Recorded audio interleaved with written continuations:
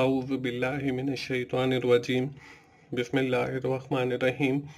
अस्सलाम वालेकुम दोस्तों, मैं हूं मोहसिन रज़ा और आप लोग देख रहे हैं 24/7 टीचर्स ऑनलाइन। दोस्तों, क्लास चल रही है हमारी बिजनेस की और आज इस क्लास को हम और थोड़ा सा एक्सपेंड करेंगे। पहले तो हमने जितनी भी क्लासेस देखी हैं उसमें हमने बिजनेस की मुख्तलिफ अक़साम देखी जिनको हम शुरू कर सकते हैं लोकली। तो आज की क्लास में हम कुछ देखेंगे इंटरनेशनल बिजनेस के हवाले से और देखेंगे कि कैसे इंटरनेशनली हम लोग बिजनेस कर सकते हैं, उसके क्या डिसएडवांटेजेस होते हैं, क्या उसके एडवांटेजेस होते हैं और कौन कौन से ऐसे फैक्टर्स हैं जिनको जब हम इंटरनेशनली बिजनेस कर रहे हों तो उस वक्त उनको कंसिडर करना लाजमी है। दोस्तों, जिन दोस्तों ने अभी तक मेरा चैनल सब्सक्राइब नहीं किया है वो जल्दी से मेरा चैनल सब्सक्राइब कर लें ताकि मेरी हर आने वाली वीडियो, हर आने वाला लेक्चर आप लोगों तक पहुंच सके और आप उससे सीख सकें। दोस्तों, आज की क्लास शुरू करने से पहले हम लोग ये देख लेते हैं कि हमने अपनी पिछली क्लास के अंदर क्या पढ़ा था। दोस्तों, पिछली क्लास के अंदर मैंने आपको बिजनेस की मुख्तलिफ और फॉर्म्स दिखाई थी, जिसमें हमने जॉइंट वेंचर को देखा, जिसमें हमने मर्जर्स को देखा, जिसमें हमने एक्विजिशन को देखा। Along with that, we have seen the advantages and disadvantages of these terms: joint venture, mergers, and acquisition. In our today's session, we are talking about the international trade or international business कि कैसे हम international trade कर सकते हैं। Along with that, we have seen the imports and export. We have also seen the factors considered in the importing. And we are also seeing the advantages of export. और आखिर के अंदर हम लोग कुछ बैरियर्स देखेंगे जब हम इंटरनेशनली कोई बिजनेस करते हैं तो इसके दरमियान हमें कौन सी रुकावटें आती हैं, कौन सी परेशानियां आती हैं। इन सारी चीजों को हम आज की क्लास के अंदर देखने वाले हैं। तो चलिए दोस्तों, हम लोग आज की अपनी क्लास शुरू करते हैं और पहली जो स्क्रीन है, स्लाइड है, इसके ऊपर आप लोग देख रहे हैं कि इंटरनेशनल ट्रेड लिखा हुआ है। पहले जो है हमें ये पता होना चाहिए कि इंटरनेशनल ट्रेड से क्या मुराद है। When we are purchasing goods from abroad, जब हम कोई चीजें खरीद करते हैं अब्रॉड से, and sell goods in abroad, और जब हम उसके साथ ही अपनी चीजें फरोख्त करते हैं अब्रॉड के अंदर, तो इसको हम इंटरनेशनली बिजनेस कहते हैं। इट मीन्स कि we are dealing in international trade, कि हम जो है इंटरनेशनल ट्रेड के साथ डील कर रहे हैं।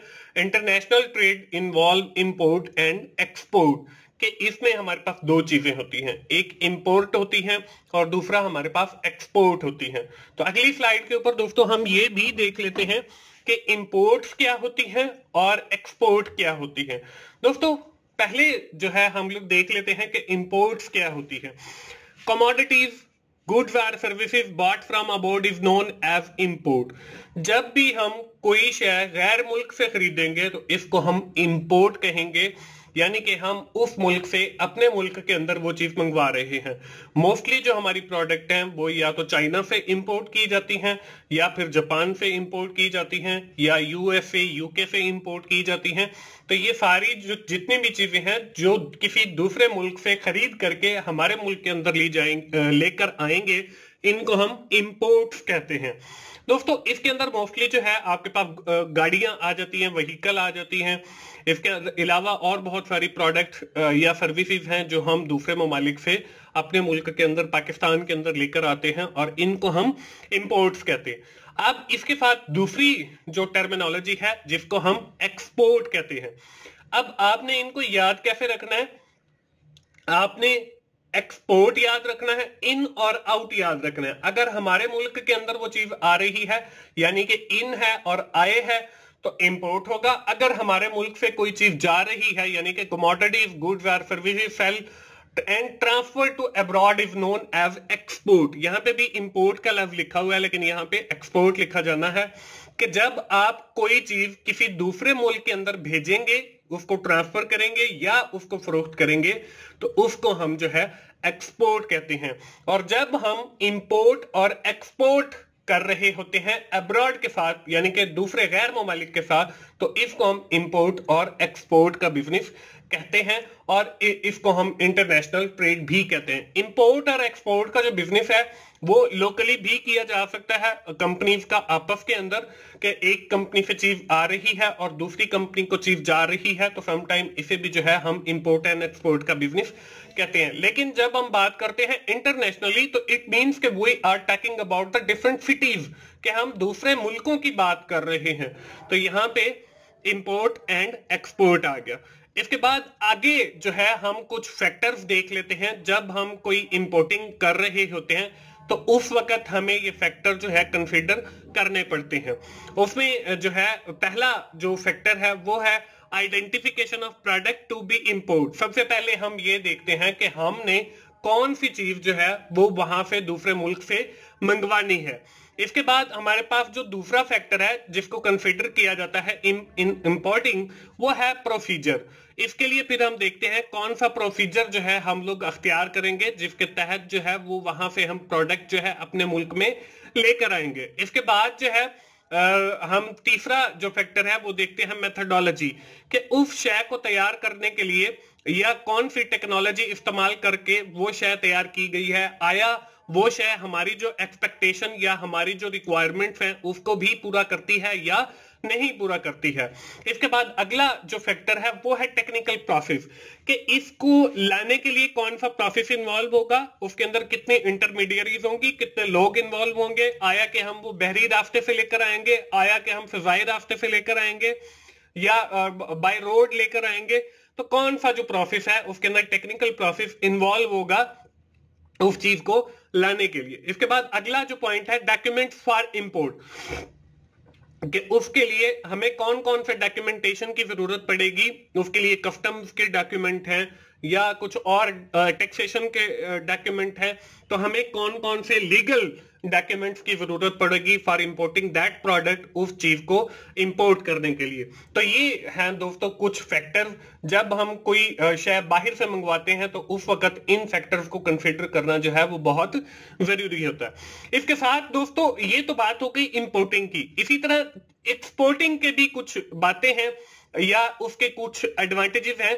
जब हम बाहर से कोई चीज भिजवाते हैं तो उसका हमें फवाइद क्या हासिल होती है। तो उसका जो सबसे पहला फायदा है वो है सपोर्ट ऑफ गवर्नमेंट, कि जब हम कोई चीज बाहर भिजवाते हैं तो उससे गवर्नमेंट को जो है वो काफी सपोर्ट मिलती है। फॉर एग्जांपल हम यहाँ से हमारा जो है वो चावल बाहर जाता है या हमारी कॉटन बाहर जाती है या हमारी व्हीट गंदम बाहर जाती है, तो उससे हमारे पास फॉरेन जो करेंसी आती है उससे हम अपनी लाइबिलिटीज वगैरह पे करते हैं। तो सबसे जो पहला इसका फायदा है वो गवर्नमेंट को होता है। इसके बाद जो दूसरा फायदा है वो हाई प्रॉफिट है, कि जब हमारी मुल्क की बनी हुई चीजें यानी पाकिस्तान की बनी हुई चीजें हम दूसरे ममालिक में भेजेंगे तो यहाँ पे फॉर एग्जांपल एक जो कारपेट है उसको बनाने की जो कॉस्ट है वो हमें 10,000 आती है और यहाँ पे जो है वो 15,000 का सेल आउट होता है।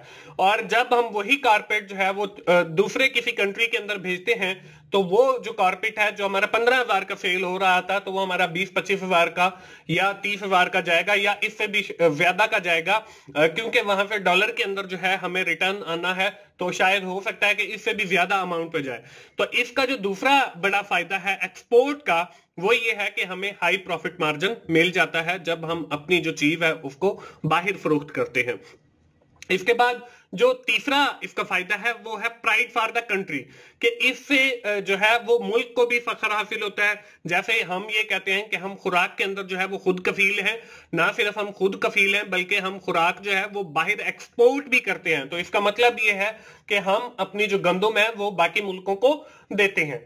इसके बाद आखिरी जो इसका बेनिफिट है वो है यूटिलाइजेशन ऑफ प्रोडक्शन कैपेसिटी, कि जब बाहर से कोई चीज मंगवा कर हम अपनी प्रोडक्शन कैपेसिटी को अच्छा कर लेते हैं तो फिर जो है हम लोग इस काबिल हो जाते हैं कि हम दूसरे मुल्क के अंदर अपनी प्रोडक्ट या सर्विसेज को भेजें और वहां से हाई प्रॉफिट जो है वो कमाएं।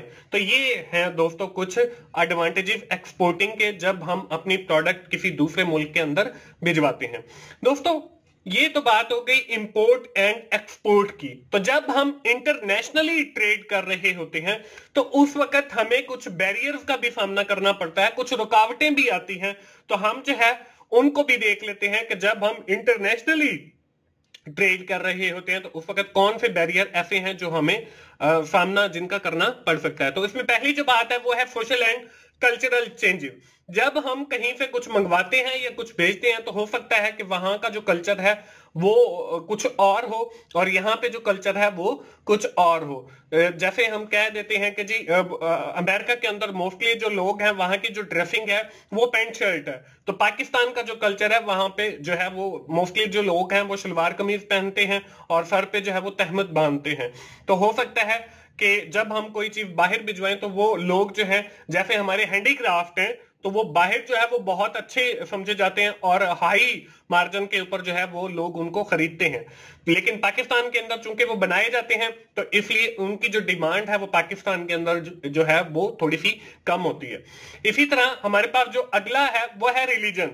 जब हम कहीं से कुछ मंगवाते हैं या भेजते हैं तो वहां पे जो है वो रिलीजन का भी फर्क आ जाता है। मिसाल के तौर पे हम जो है वो मुसलमान हैं, तो अगर हम कहीं और भेजते हैं तो वहां पे हो सकता है कि कुछ लोग जो है वो हिंदू हों या कुछ लोग जो है वो क्रिश्चियन हों। जैसे जो है अरब ममालिक के अंदर जो है वो शराब को हराम कहा गया है, तो वहां पे जो है वो शराब ममनू है। लेकिन बाहर जो है वहां पे जो है वो जहां पे गोरे रहते हैं या हिंदू रहते हैं या क्रिश्चियन रहते हैं तो वहां पे जो शराब नोशी है वो आम है। तो रिलीजन का भी फर्क पड़ सकता है जब हम इंटरनेशनली ट्रेड कर रहे होते हैं। इसके बाद अगला जो फैक्टर है वो है क्लाइमेट का। क्लाइमेट में जब हम कहीं से कुछ मंगवाते हैं या भेजते हैं तो हम क्लाइमेट को भी मद्देनजर रखते हैं कि वहां का जो क्लाइमेट है, फॉर एग्जांपल हम यहाँ से कोई ऐसी चीज भेज दें जो यहाँ पे गर्मियों के अंदर हम लोग जिसको पहनते हैं, तो वहां पे जैसे हम कहते हैं कनाडा है तो वहां पे मौसम जो है वो सारा साल जो है वो सर्द रहता है तो उस क्लाइमेट के अंदर वो प्रोडक्ट जो है हमारी कामयाब नहीं होगी। तो ये भी एक क्लाइमेट का बैरियर हो सकता है। इसके बाद अगला जो है वो लॉ का है कि वहां के जो रूल्स एंड रेगुलेशंस हैं वहां पे जो सेफ्टी है, फॉर एग्जांपल यहाँ पे हम पाकिस्तान में देखें तो हम जो है बट्ठा लगा लेते हैं ईंटों वाला, तो उसमें हम जो है वो सेहत को, हेल्थ को, सेफ्टी को नहीं देखते, ना ही माहौल को देखते हैं। लेकिन अगर यही बट्ठा ईंटें बनाने का कहीं हम अब्रॉड के अंदर लगाएं तो वहां के जो रूल्स एंड रेगुलेशन है या जो हेल्थ डिपार्टमेंट है वो शायद हमें लगाना ही ना दे। तो ये भी इंटरनेशनली ट्रेड करने के अंदर एक बैरियर हो सकता है। इसके बाद हमारा पॉलिटिकल सिस्टम है कि हमारा जो पॉलिटिकल सिस्टम है पाकिस्तान के अंदर वो हर वक्त ही जो है वो बिगड़ा रहता है। अगर कोई मजदूरी आदमी जो है वो कुछ मंगवा लेता है वहां पे तो उसको टैक्स इतना लगा देते हैं कि इतने की चीज नहीं होती। तो ये पॉलिटिकल सिस्टम जो है ये भी एक बैरियर बन सकता है। इसके बाद आखिरी जो है वो है टैरिफ, कि वहां पे टैरिफ जो है जब हम किसी मुल्क से कोई चीज मंगवाते हैं या कुछ भेजते हैं तो उसके ऊपर जो है वो टैरिफ लागू होता है। तो ये टैरिफ भी जो है वो कई बार इंटरनेशनली ट्रेड के अंदर बैरियर बन सकता है। तो दोस्तों ये थी हमारी आज की क्लास इंटरनेशनल ट्रेड के हवाले से। आज की क्लास के अंदर हम लोगों ने जो है इंटरनेशनली ट्रेड को देखा कि इंटरनेशनली ट्रेड होता क्या है। इसके अंदर हमने इंपोर्ट्स को देखा, इसके अंदर हमने एक्सपोर्ट्स को देखा और कुछ फैक्टर देखे इंपोर्टिंग के और एडवांटेजेस को देखा एक्सपोर्टिंग के और कुछ बैरियर देखे इंटरनेशनली ट्रेड के। तो आज की क्लास हम अपनी यहीं पे वाइंड अप करेंगे। और दोस्तों अगर आपको मेरी वीडियो अच्छी लग रही है तो आप उन्हें लाइक कीजिए, अपने दोस्तों के साथ शेयर करें और कमेंट जरूर किया करें ताकि मुझे पता चल सके कि आपको चीजों की समझ आ रही है। और मेरा चैनल 24/7 टीचर्स ऑनलाइन सब्सक्राइब करें। दोस्तों मिलते हैं अगली बिजनेस की क्लास में, उस वक्त तक के लिए अल्लाह हाफिज।